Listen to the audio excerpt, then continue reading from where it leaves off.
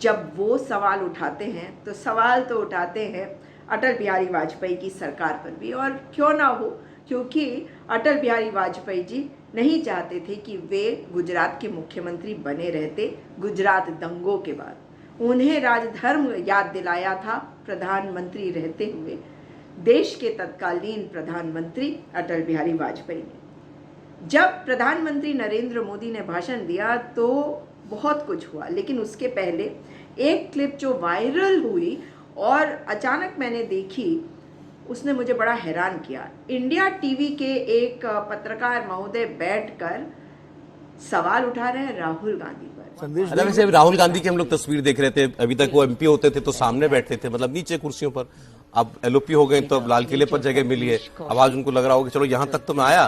Camera जो है राहुल गांधी पर तब जाता था जब जब प्रधानमंत्री मोदी कुछ बातें ऐसी बोलते थे जिसमें टारगेट पे राहुल गांधी रहते हैं, और ऐसा लग रहा था कि दूरदर्शन के स्टूडियो के अंदर ऑपरेट करने वाला कोई ऐसा था जो वंशवाद का सवाल तो कैमरा सीधा राहुल गांधी पे। फ्रेश ब्लड 1 लाख, चाहे वो पंचायत में आए, चाहे नगर पालिका में आए, चाहे जिला परिषदों में आए, चाहे विधानसभा में आए, लोकसभा में आए, 1 लाख नए नौजवान, कोई भी प्रकार का पूर्व का राजनीतिक इतिहास उनके परिवार का ना हो, ऐसे फ्रेश लोग राजनीति में आए ताकि जातिवाद से मुक्ति मिले, परिवारवाद से मुक्ति मिले। भाई कैमरा अनुराग ठाकुर पर क्यों नहीं, सिंधिया पे क्यों नहीं, जितिन प्रसाद पे क्यों नहीं, उन सभी लोगों के ऊपर क्यों नहीं जो वंशवाद का इनका चेहरा है। बांसुरी स्वराज जो लेटेस्ट एंट्रेंट है इनकी पार्टी में, क्या वो सुषमा स्वराज की बेटी होने के कारण टिकट पाकर एमपी नहीं बनी? ये बात तो बतानी चाहिए, आखिर उनकी कौन सी ऐसी उपलब्धि थी जिसके कारण उन्हें टिकट दिया गया, वो एमपी बनी? वो सुषमा स्वराज की बेटी हैं, ये है कारण। हाँ, अनुराग ठाकुर उनके पिताजी, राजनाथ सिंह उनके बेटे, हाँ माधवराव सिंधिया जी के बेटे हमारी पार्टी से गए, ज्योतिरादित्य सिंधिया, जितिन प्रसाद और तमाम जो इनकी अपनी पार्टी में कई हैं, रक्षा खड़से जो बहू हैं इनके एक नेता की।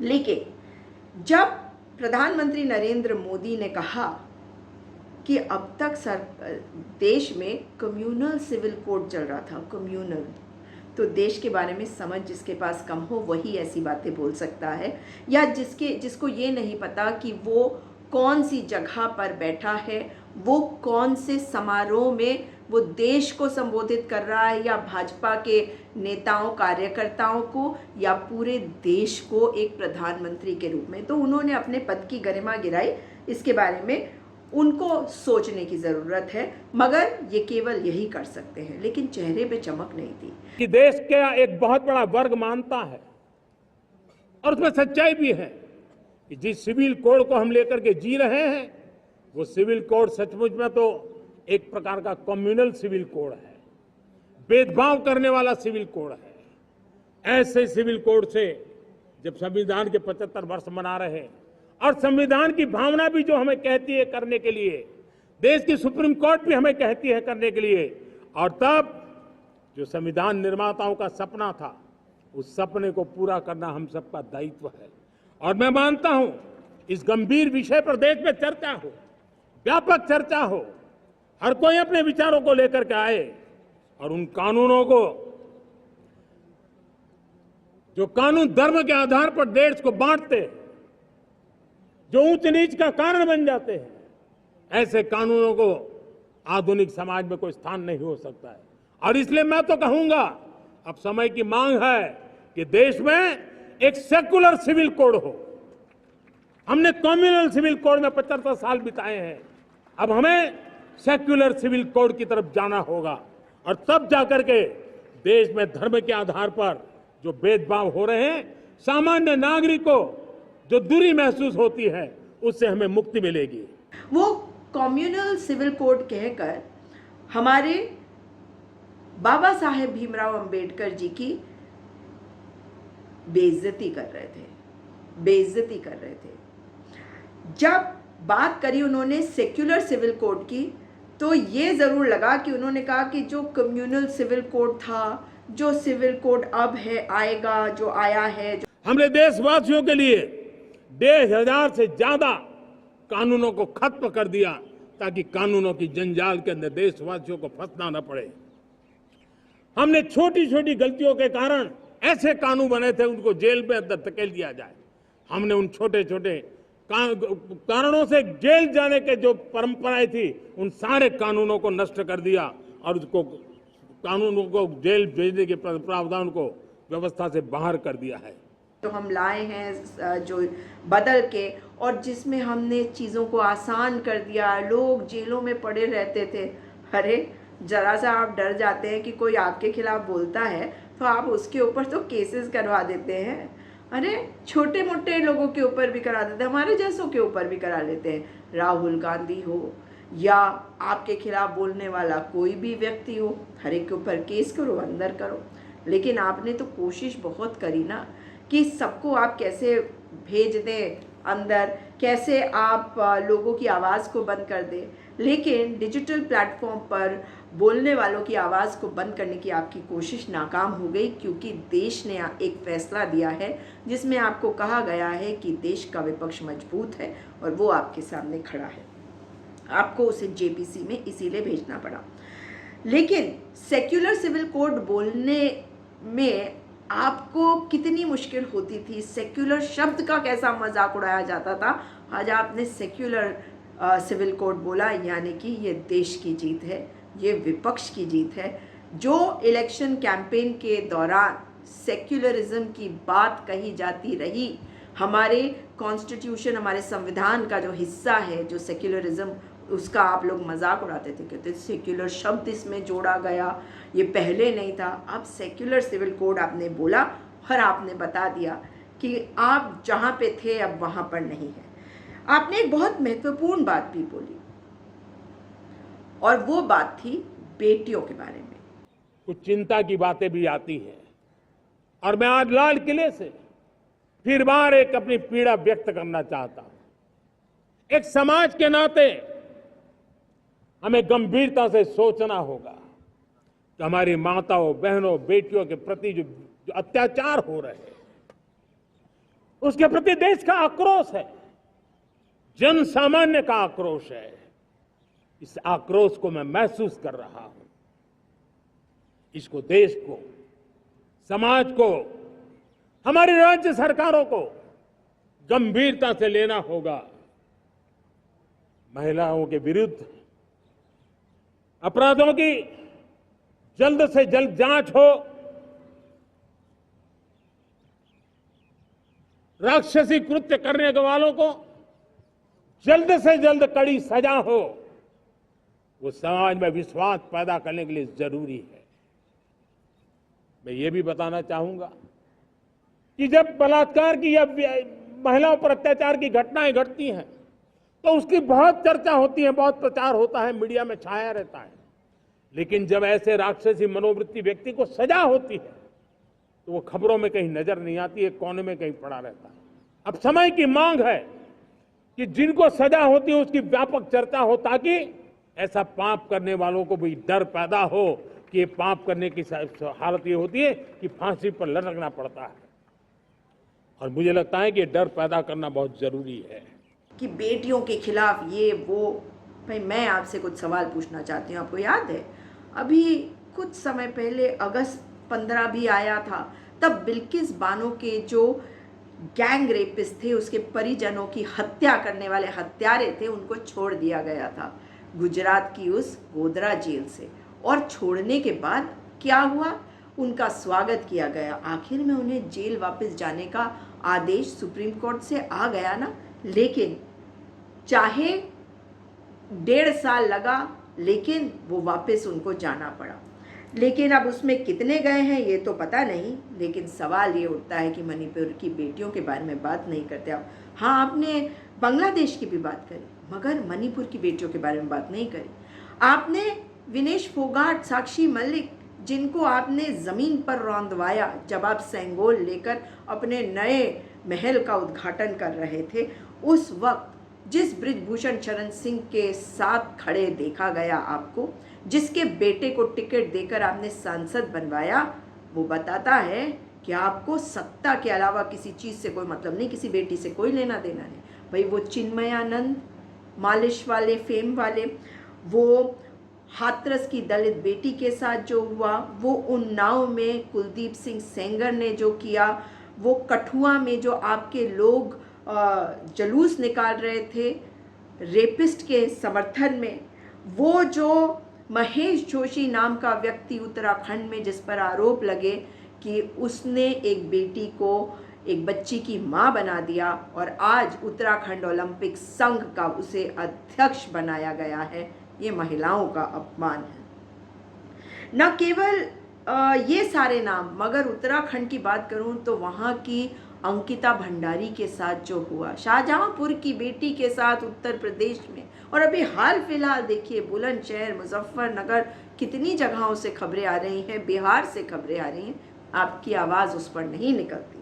आवाज़ तो आपकी निकलती है केवल राजनीति सत्ता के लिए, और इसी कारण से चुनावों के दौरान आपने बंगाल में हुए एक अपराध के बारे में बोला और उस महिला को टिकट तक दिया गया जिससे बलात्कार की बात, जिसके शोषण की बात आप लोगों की पार्टी के द्वारा कही गई, लेकिन आखिर में तो वो भी झूठ साबित हुआ। आपने टिकट दिया उसको जिसने झूठा आरोप लगाया था कि उसका यौन शोषण किया था, जिसकी ये बात सामने आ गई कि उसने ये बात पूरी झूठी कही गई थी। लेकिन जब कोलकाता के आरजी कौर मेडिकल हॉस्पिटल की एक बेटी के साथ इतना जघन्य अपराध होता है, तो आप उस बात को लाल किले की प्राचीर से इसीलिए उठाने की कोशिश करते हैं क्योंकि आपको राजनीति करनी है, क्योंकि आप बंगाल में अपने पैर नहीं पसार पा रहे, बल्कि आपने जितना घेरा बढ़ाया था वो सिमटता चला जा रहा है। लेकिन सच्चाई ये है कि आपका एक संगठन महामंत्री होता था उत्तराखंड में, संजय कुमार, अब तो क्लीन चिट मिल गई क्योंकि कौन खड़ा होगा उसके खिलाफ बोलने के लिए, और उनको फिर से आप नई जगह पर नया दायित्व देकर काम भी करवाएंगे। ऐसे कई हैं। और बृजभूषण शरण सिंह का बेटा आज सांसद है। बृजभूषण शरण सिंह का जो वर्चस्व है, जो रेसलिंग फेडरेशन पर पूरा कंट्रोल है, जो विनेश फोगाट ने 100 ग्राम बढ़ने के कारण अपना मेडल गंवा दिया, जो लड़ नहीं पाई, जो कुश्ती नहीं कर पाई 50 केजी के अपने कैटेगरी में, उसके लिए कुछ नहीं, उसके लिए नहीं बोला कुछ। लेकिन ठीक है, आप वन नेशन वन इलेक्शन की बात करते रहते हैं। मैं चाहूंगा कि देश ने बार बार चुनाव इस देश की प्रगति में रुकावट बन रहे हैं, गतिरोध पैदा कर रहे हैं। आज कोई भी योजना को चुनाव के साथ जोड़ देना आसान हो गया है, क्योंकि हर 3 महीने 6 महीने कहीं न कहीं चुनाव चल रहा है। कोई भी योजना जाहिर करोगे आप तो मीडिया में देखेंगे, चुनाव आया तो फलाना हो गया, चुनाव आया तो फलाना हो गया। हर काम को चुनाव के रंग से रंग दिया गया है, और इसलिए देश में व्यापक चर्चा हुई है। सभी राजनीतिक दलों ने अपने विचार रखे हैं। एक कमेटी ने बहुत बढ़िया अपना रिपोर्ट तैयार किया है। वन नेशन वन इलेक्शन के लिए देश को आगे आना होगा। मैं लाल किले से तिरंगे की साक्षी में देश के राजनीतिक दलों से आग्रह करता हूं, देश के संविधान को समझने वाले लोगों से आग्रह करता हूं कि भारत की प्रगति के लिए, भारत के संसाधनों का सर्वाधिक उपयोग जन सामान्य के लिए हो, उसके लिए वन नेशन वन इलेक्शन के सपने को साकार करने के लिए हमें आगे आना चाहिए। लेकिन सच्चाई है कि आपने चुनाव आयोग को कमज़ोर किया। चुनाव आयोग किस तरह ईवीएम की बात पर शेरो शायरी करके मजाक उड़ाता है, किस तरह से आप जो इलेक्शन कमीशन के सदस्य हैं उनके चुनाव करने वाली कमेटी में से सुप्रीम कोर्ट के चीफ जस्टिस, प्रधानमंत्री जी और एलओपी में से चीफ जस्टिस जी को हटवा देते हैं और उसमें स्वयं एलओपी और अपने एक नेता को रख लेते हैं ताकि 2 अगेंस्ट 1 हो जाए। मगर सच्चाई है कि जनता भी पहचान रही है और देश पहचान रहा है। कंगना रनौत को तो 2014 के बाद आज़ादी मिली थी और आपके कई नेताओं को शायद ये कहने की मजबूरी भी है, लेकिन 78 इंडिपेंडेंस डे की बात आज आप जब कर रहे थे ना, तो मुझे वो लोग आपके याद आते हैं जो कहते 70 साल में क्या हुआ, 70 साल में क्या हुआ। और 70 साल में क्या हुआ वो आपने स्वयं बताया, अभी आगे बताऊंगी। जो गांधी जी का देश है उसी को पहचानता है, पूरी दुनिया पहचानती है, उसी को पहचानता है आज ये ना केवल ये देश, पड़ोसी देश, मगर पूरी दुनिया। और नेहरू जी ने जो साइंटिफिक टेम्पर हम सब में डेवलप कराया ना, उसको हम नहीं भूल सकते, क्योंकि उसी के कारण देश आगे बढ़ा। और आपको बताऊंगी आगे कि कैसे आपने इस बात को माना। आपने हर घर तिरंगा की बात करी, मगर एक तस्वीर दिखा दीजिए तिरंगे के साथ अपने किसी भी पूर्वज को, यानी कि आरएसएस वालों को, हिंदू महासभा वालों को।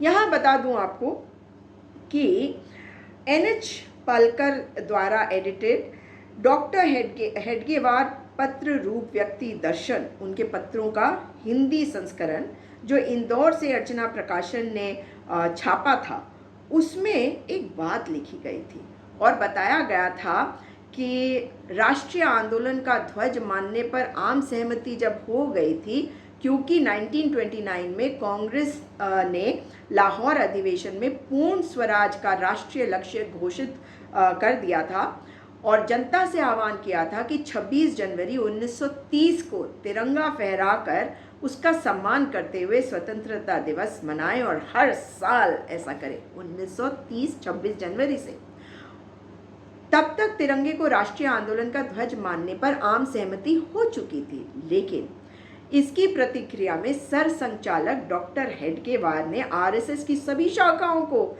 एक निर्देश जारी करके बताया कि वे भगवा ध्वज की पूजा करें। उन्होंने कहा कि कांग्रेस पार्टी ने ये कहा है कि झंडे की पूजा करें, और ये नहीं बताया कौन से झंडे की हुई, तब तो सोशल मीडिया था नहीं। उन्होंने कहा सब अपना भगवा ध्वज निकालें, उसकी पूजा करें। और ये सारी चीज़ों में अगर आप देखें तो सच्चाई है कि झूठ फैलाकर ये किया गया था हेडगेवार जी के द्वारा। अब गोलवलकर जी के बारे में भी एक बात बता देती हूँ आपको। गोलवलकर ने नागपुर में 14 जुलाई 1946 को गुरु पूर्णिमा के अवसर पर इकट्ठे लोगों को संबोधित करते हुए कहा कि भगवा ध्वज संपूर्णता के साथ हमारी महान संस्कृति का प्रतिनिधित्व करता है, यह ईश्वर का प्रतिरूप है। हमें पक्का विश्वास है कि अंत में पूरा देश भगवा ध्वज को नमन करेगा। और उसी पे ये चले हुए हैं आज, लेकिन ऐसा होने वाला नहीं है। आरएसएस के अंग्रेजी मुखपत्र ऑर्गेनाइजर ने संविधान सभा की समिति में सभी दलों और सभी समुदायों को मंजूर तिरंगे को राष्ट्रीय ध्वज के रूप में मान लेने के फैसले की खबर पर प्रतिक्रिया दी। द नेशनल फ्लैग शीर्षक से 12 जुलाई 1947 को उन्होंने एक एडिटोरियल लिखा और उसमें लिखा, कोट, हम इस बात से बिल्कुल सहमत नहीं है कि राष्ट्रीय झंडा देश के सभी दलों और समुदायों को स्वीकार्य होना चाहिए। यह निरी बेवकूफ़ी है। झंडा राष्ट्र का प्रतिनिधित्व करता है और देश में केवल एक राष्ट्र है, हिंदू राष्ट्र, जिसका लगातार चलने वाला 5000 साल का इतिहास है। हमारा झंडा इसी राष्ट्र और केवल इसी राष्ट्र का प्रतीक होना चाहिए। हमारे लिए यह मुमकिन नहीं है कि हम एक ऐसा झंडा चुनें जो सभी समुदायों की इच्छाओं और आकांक्षाओं को संतुष्ट कर सके। यह बिल्कुल गैर जरूरी, अनुचित और पूरे मामले को और उलझा देता है। हम अपने झंडे को उस तरह नहीं चुन सकते जैसे कि हम एक दर्जी को एक कमीज या कोट तैयार करने के लिए कहते हैं, अनकोट। ये बात इस एडिटोरियल में 17 जुलाई 1947 को देश की आज़ादी के बस एक महीने से भी कम समय पहले ऑर्गेनाइजर के एडिटोरियल में लिखा गया। इसमें यह भी लिखा गया, और मैं फिर कोट कर रही हूँ, अगर हिंदुस्तान के हिंदुओं की एक साझी सभ्यता, संस्कृति, रीति रिवाज और शिष्टाचार, एक साझी भाषा और साझी परंपराएं थी, तो उनका एक झंडा भी था, एक ऐसा झंडा जो सबसे पुराना और महान था, बिल्कुल उसी तरह जैसे कि वे और उनकी सभ्यता है। हमारे राष्ट्रीय झंडे के बारे में किसी भी फैसले से पहले हमें इस ऐतिहासिक परिप्रेक्ष्य का ध्यान रखना चाहिए, न कि उस गैर जिम्मेदारी से जैसे हाल ही में किया जा रहा है। यह सच है कि विदेशी आक्रमणों के कारण जो भयावहता उनके साथ आई अस्थायी विफलताओं ने हिंदुओं के राष्ट्रीय ध्वज को अंधकार में धकेल दिया, लेकिन हम सब इस बात को जानते थे कि एक दिन ये जरूर महानता और प्राचीन महिमा को छुएगा और लहराएगा। इस ध्वज के अद्वितीय रंग में ऐसा कुछ है जो देश के प्राण और आत्मा के लिए अत्यंत प्रिय है, और यह रंग भोर का अद्भुत रंग है जो पूर्व की दिशा में धीरे किंतु भव्य सूर्योदय के वक्त प्रकट होता है। इसी तरह हमारे पूर्वजों ने हमें विश्व को जीवन शांति देने वाला यह ध्वज सौंपा है। वे सिर्फ अज्ञानी और दुष्ट हैं जो इस ध्वज के अद्भुत आकर्षण, उसकी महानता और भव्यता को देख नहीं सकते। यह आकर्षण, महानता और भव्यता उतना ही गौरवशाली है जैसा कि स्वयं सूर्य है। यह ध्वज हिंदुस्तान का एकमात्र सच्चा ध्वज बन सकता है। राष्ट्र को यही और एकमात्र यही स्वीकार होगा। जनता की लगातार बढ़ती मांग देखी जा सकती है और संविधान सभा को इसके मद्देनजर जन आकांक्षाओं की पूर्ति के लिए सुझाव दिए जाने चाहिए। अनकोट। जिन्होंने देश की आज़ादी में हिस्सा तक नहीं लिया वो बता रहे हैं कि झंडा कौन सा होना चाहिए। जिन्होंने अंग्रेज़ों की मुखबिरी करी, जिन्होंने अंग्रेज़ों को कहा भारत मत छोड़ो, जिस वक्त 1942 में महात्मा गांधी कह रहे थे कि अंग्रेज़ों भारत छोड़ो, पूरा देश उनके पीछे था। अब आगे सुनिए। 14 अगस्त 1947 देश की आज़ादी के एक दिन पहले, भारत की स्वतंत्रता के एक दिन पहले ऑर्गेनाइजर में तिरंगे को शर्मनाक हद तक अपमानित किया गया और लिखा गया, एंड आई कोट, वे लोग जो किस्मत के दांव से सत्ता तक पहुंचे हैं वे भले ही हमारे हाथ में तिरंगे को थमा दे, लेकिन हिंदुओं द्वारा ना इसे कभी सम्मानित किया जा सकेगा ना अपनाया जा सकेगा। 3 का आंकड़ा अपने आप में अशुभ है और एक ऐसा झंडा जिसमें 3 तरंग को बेहद खराब मनोवैज्ञानिक असर डालेगा और देश के लिए हानिकारक होगा। अनकोट। इस बात पर सरदार पटेल ने कहा था, अरे हमारे यहाँ तो ब्रह्मा विष्णु महेश त्रिमूर्ति है, क्या बात कह रहे हैं आप। इसका जवाब नहीं दे पाए, कहने के लिए कुछ भी। तब भी जीएसटी नहीं लगता था ना। स्वतंत्रता के बाद तिरंगा झंडा राष्ट्रीय ध्वज बना, लेकिन तब भी आरएसएस ने इसको नहीं स्वीकारा और गोलवलकर ने विचार नवनीत में राष्ट्रीय झंडे के मुद्दे पर अपना लेख लिखा। जानते उसका टाइटल क्या था? पतन ही पतन। और इसमें तिरंगे की इतनी अवमानना कि बस पूछे मत। कोट। हमारे नेताओं ने हमारे राष्ट्र के लिए एक नया ध्वज निर्धारित किया है। उन्होंने ऐसा क्यों किया? यह पतन की ओर बहने तथा नकलचीपन का एक स्पष्ट प्रमाण है। कौन कह सकता है कि यह एक शुद्ध तथा स्वस्थ राष्ट्रीय दृष्टिकोण है? यह तो केवल एक राजनीति की जोड़ जाड़ थी, केवल राजनीतिक काम चलाऊ तात्कालिक उपाय था। यह किसी राष्ट्रीय अथवा राष्ट्रीय इतिहास तथा परंपरा पर आधारित किसी सत्य से प्रेरित नहीं था। वही ध्वज आज कुछ छोटे से परिवर्तनों के साथ राज्य ध्वज के रूप में अपना लिया गया है। हमारा एक प्राचीन तथा महान राष्ट्र है जिसका गौरवशाली इतिहास है। तब क्या हमारा अपना कोई ध्वज नहीं था? क्या सहस्त्र वर्षों में हमारा कोई राष्ट्रीय चिन्ह नहीं था? निस्संदेह था। तब हमारे दिमागों में यह शून्यतापूर्ण रिक्तता क्यों? क्योंकि दिमाग में तो रिक्तता ही थी इनके, और ये रिक्तता इसलिए क्योंकि हीन मानसिकता से ग्रसित ये लोग थे। लेकिन आज जब ये हर घर तिरंगा कहते हैं ना, तो सवाल पूछने का मन करता है कि एक नेता अपना ऐसा दिखा दो, एक पूर्वज अपना ऐसा दिखा दो जो तिरंगा ना सही मगर भगवे ध्वज के साथ ही अंग्रेज़ों के सामने खड़ा हुआ और अंग्रेज़ों से लड़ा, अंग्रेज़ों का विरोध किया। दिखा दो ना एक तस्वीर ऐसी। नहीं होगी इनके पास, लेकिन कहने में करने में अंतर होगा, होता रहेगा। अब अडानी को जो आगे लेकर चलता है, हिंडनबर्ग की रिपोर्ट आती है मगर भ्रष्टाचार पर कोई जवाब नहीं दे पाता। वो व्यक्ति आखिर कौन है? लेकिन ये ज़रूर कहने की ज़रूरत है कि जिस वक्त ट्रेनें जो हैं पटरियों से उतर जा रही है, वो भ्रष्टाचार, वो नाकामी, जब सड़कें टूट जाती हैं, वो जो स्पेस टेक्नोलॉजी से बनी हुई सड़कें हैं, टनल है पहाड़ों के बीच में, वो दरक जाते हैं, पहाड़ ज़मीन पर उतर कर आ जाते हैं, आप तक पहुंच जाते हैं, और आप कहते हैं कि आप पहाड़ जाएंगे, पहाड़ कहते हैं हम आप तक पहुंच जाते हैं। तब उसके ऊपर कोई बात नहीं कर पाते, आप कार्रवाई नहीं करनी, क्योंकि आपने जो पैसा लेना है। और मैं आपको यहाँ पे बता दूं कि आज देश की जो हालत है वो चिंताजनक है। अडानी के पास पूरा वेल्थ कॉन्सेंट्रेटेड है, अंबानी के पास वेल्थ कॉन्सेंट्रेटेड है, मगर अडानी जो 2014 के पहले जिसके बारे में ज़्यादा कोई नहीं जानता था, वो किस तेज़ी से बढ़ा है, किस तेज़ी से बढ़ा है। तो उसके पास जो वेल्थ है, अगर उस धन में ज़रा गड़बड़ हो, उसके शेयर प्राइसेस गिर जाएं या उसकी कंपनियों में कुछ गड़बड़ हो जाए, तो सोचिए पूरे देश की इकोनॉमी, पूरे देश की अर्थव्यवस्था पे असर होगा। और यहाँ पे बता दूँ आपको कि कुछ दिन पहले ये जो बड़ी चिंता जता रहे हैं ना बांग्लादेशियों के बारे में, उसमें ये ज़रूर पूछना है कि ये जो अभी कुछ दिन पहले 1000 हिंदू बांग्लादेश से आए थे बॉर्डर तक, BSF ने उनको वापस भेज दिया, आखिर क्यों? और बांग्लादेश के साथ आपने जो अग्रीमेंट किया था वो अडानी को फ़ायदा दिलवाने के लिए किया गया था, जिसमें से आपने उनसे कुछ ज़मीन पाई और हमसे कुछ ज़मीन उन्होंने पाई। आखिर क्या हो रहा था? लेकिन यहाँ पे आपको बता दूं कि जो आप इंफ्रास्ट्रक्चर डेवलपमेंट देखते हैं वो या अन्य चीज़ों के लिए जो हमारी सरकार आज ले रही है पैसा वर्ल्ड बैंक से, IMF से, यानी कि जो कर्जा ले रही है, वो 2023-24 का उसका इंटरेस्ट कितना है, जो हमारा पूरा सरकारी खर्चा है उसका 1/4 हिस्सा यानी कि 24% के करीबन वो इंटरेस्ट को देने में जाता है वर्ल्ड बैंक, IMF को। 10,79,971 करोड़ रुपए 2023-2024 जो सरकारी खर्चे का 24% है, यानी कि करीबन 1/4 हिस्सा। 2023-2024 इंटरेस्ट पेमेंट जो है वो इंक्रीज हुआ 14.8% से, जो रिवाइज्ड एस्टिमेट्स थे 2022-2023 के मुकाबले।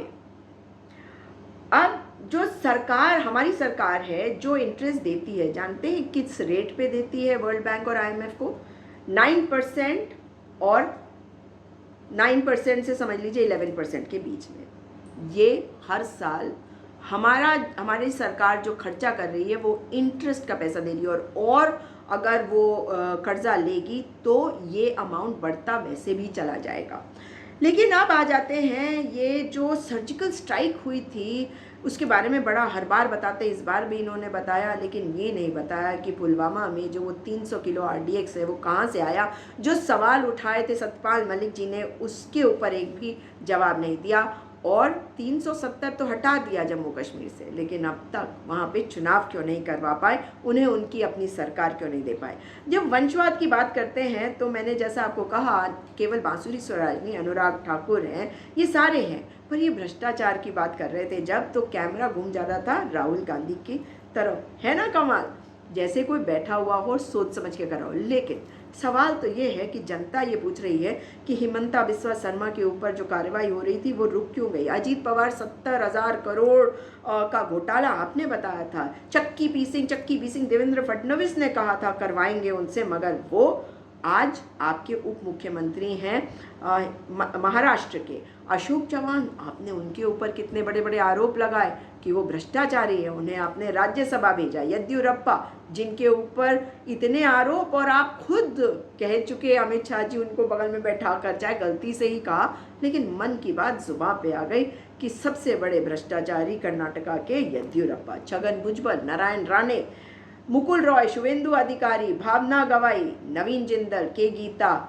YSRCP की के गीता, समाजवादी पार्टी के संजय सेठ, CM रमेश TDP के। इनफैक्ट एक एक्सप्रेस की इन्वेस्टिगेशन थी, इंडियन एक्सप्रेस की, जिसमें बताया गया था कि 25 में से 23 ऐसे लोग जिनके ऊपर भ्रष्टाचार के आरोप लगाए गए और जिन्होंने भारतीय जनता पार्टी ज्वाइन करी, उसके बाद सब बंद। लेकिन आज प्रधानमंत्री जी ने जो बातें कही हैं उसमें एक बड़ा अजीब सी बात उन्होंने अपने 15 अगस्त के अभिभाषण में कहा। उन्होंने कहा देश में आज मायूसी का माहौल है, माई बाप का कल्चर है, और उसी के बाद कहते हैं पर मुझे खुशी होती है पूरी दुनिया में हमारे CEO हैं और CEO दुनिया भर में धाक कमा रहे हैं। साथियों, दुर्भाग्य से हमारे देश में आजादी तो मिली, लेकिन लोगों को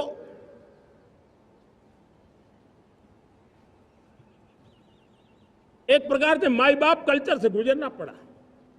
सरकार के पास मांगते रहो, सरकार के पास हाथ फैलाते रहो, किसी की सिफारिश के लिए रास्ते खोजते रहो, वही कल्चर डेवलप हुआ था। आज हमने गवर्नेंस के इस मॉडल को बदला है। आज सरकार खुद लाभार्थी हितार्थी के पास जाती है। आज सरकार खुद उसके घर गैस का चूल्हा पहुंचाती है। आज सरकार खुद उसके घर पानी पहुंचाती है। आज सरकार खुद उसके घर बिजली पहुंचाती है। आज सरकार खुद उसको आर्थिक मदद दे करके विकास के नए आयामों को सर करने के लिए प्रेरित करती है, प्रोत्साहित करती है। आज सरकार खुद नौजवान के स्किल डेवलपमेंट के लिए अनेकविध कदम उठा रही है। मुझे गर्व है इस बात पर, लेकिन साथ साथ मुझे गर्व इस बात का भी है कि हमारे सीईओ आज दुनिया भर के अंदर अपनी धाक जमा रहे हैं। भारत के हमारे सीईओ विश्व भर में अपनी धाक जमा रहे हैं। हमारे लिए खुशी की बात है कि एक तरफ मेरे सीईओ दुनिया भर में नाम कमा रहे हैं, भारत का नाम बढ़ा रहे हैं, तो दूसरी तरफ विमेन सेल्फ हेल्प ग्रुप से 1 करोड़ मेरी सामान्य परिवार की माताएं बहनें लखपति दीदी बनती है। मेरे लिए ये भी उतना ही गर्व की बात है। अरे सोच लीजिए कि क्या कह रहे हैं। अगर हमारे यहाँ मायूसी का माहौल होता तो हमारे यहाँ के सीईओ जाके पूरी दुनिया में धाक नहीं जमा रहे होते, चाहे वो गूगल हो या कहीं पे भी हो ना। आप देख लीजिए पेप्सिको तक गूगल देख लीजिए, आप माइक्रोसॉफ्ट में देख लीजिए कितने हमारे लोग हैं, सब जगह हमारे लोग हैं। जानते हैं कहाँ पढ़ाई करी उन्होंने और कब पढ़ाई करी? 2014 के पहले, जिस वक्त आपकी पढ़ाई ज़्यादा नहीं हो पाई क्योंकि आपको तो 35-40 साल भिक्षा मांग कर गुजारनी पड़ी। और ये सारे सीईओ जो हैं ये साइंटिफिक टेम्पर को समझते थे। आज एक बड़ी मज़ेदार बात और भी हुई, वो भी बताऊंगी, लेकिन एम्स, इसरो, IIM, IIT से निकले हुए लोग हैं। आपने नहीं बनाया, ये नेहरू जी की वजह से बने थे। और इन्होंने एक और बात जो कही वो थी कि ये जो नए कानून ये लेके आए, भाई वो सारे के सारे जो बच्चों को आपने अंदर कर रखा है क्योंकि वो आप लोगों के खिलाफ बोलते थे, उनके बारे में बता दीजिए, क्योंकि वो एक समुदाय से आते हैं, उनसे तो आपको नाराज़गी है, मगर उसके अलावा आपके खिलाफ जो बोले बस उसको कर दो जी अंदर। आपका काम ही ये है कि आप हर एक के ऊपर केस कराओ। लेकिन जब आप कहते हैं ना कि टेररिस्ट अटैक पहले होते थे, तो आप अटल बिहारी वाजपेयी जी की भी बड़ी बेइज्जती करते हैं, क्योंकि संसद पर अटैक और कंदाहार में जिन लोगों को छोड़ा गया वो आप लोगों की वजह से, और कारगिल अटल बिहारी वाजपेयी जी के समय पे हुआ ना। हाँ, उनसे आपको ज़्यादा सहानुभूति नहीं होगी, मैं समझ सकती हूँ, लेकिन आप ये कहने की कोशिश, मैं आया तो मैंने ये क्या, मगर चेहरा फूका हुआ। आप कहते हैं कि जब बांग्लादेश की आप बात करते हैं तो वहाँ पे बहुत आपके जो जितने पत्रकार हैं, गोदी मीडिया वाले और आपके प्रवक्ता अगर वो बता रहे थे ISI का इन्वॉल्वमेंट, पाकिस्तान, चाइना, तो आज वो भी बात बोल देते। आज वहाँ से एक संदेश दे देते कि हम बर्दाश्त नहीं करेंगे। चाइना जो ज़मीन हमारी हड़पता जा रहा है उस पर एक बात नहीं कर पाते आप। लेकिन आप जब कहते हैं ना बांग्लादेश में आप रुकवा नहीं सकते, हिंदुओं के साथ जो हो रहा है उसको आप रुकवा नहीं सकते, जो अल्पसंख्यकों के साथ हो रहा है उसको रुकवा नहीं सकते। आपने तो रशिया यूक्रेन का युद्ध रुकवा दिया पॉपो, तो यहाँ पे भी पॉपो कर दीजिए थोड़ा सा और रुकवा दीजिए ये सब। मगर वहाँ तो मोहम्मद यूनुस कह रहे हैं कि भारत ने बड़ा गलत कर दिया शेख हसीना को अपने देश में पनाह देकर। तो आप उनको बता दीजिए कि भाई आप क्या चाहते हैं, क्योंकि हमारे रिश्ते तो देश के साथ होते हैं ना, किसी एक व्यक्ति के साथ नहीं होते। लेकिन पिछली सरकारों पे आपने जो सवाल उठाए प्रधानमंत्री जी, वो बड़े दुर्भाग्यपूर्ण है। और उसमें मैं यही कहूँगी कि आपके अंदर वो वाली बात नहीं रही। आपने 11वीं बार लाल किले की प्राचीर से देश को संबोधित अवश्य किया, लेकिन बात वो वाली नहीं थी। अगर आप मेरे से सहमत हैं तो कमेंट करके बताइए, नहीं सहमत है तो भी कमेंट करके बताइए, और इस वीडियो को शेयर करिएगा। चैनल को सब्सक्राइब नहीं किया तो वो ज़रूर करिएगा, और ज़्यादा से ज़्यादा लोगों को सच्चाई बताइएगा। आज मैंने आपको बहुत सारी बताई है बातें इनके इतिहास के बारे में भी कि ये तिरंगे का कभी नहीं करते थे सम्मान, आज कह रहे हैं हर घर तिरंगा। तो दोबारा आपसे मुलाकात होगी। नमस्कार, हैप्पी इंडिपेंडेंस डे। मगर थोड़ा सा सोचिएगा कि बेटियों के लिए क्या सचमुच में देश में आज़ादी है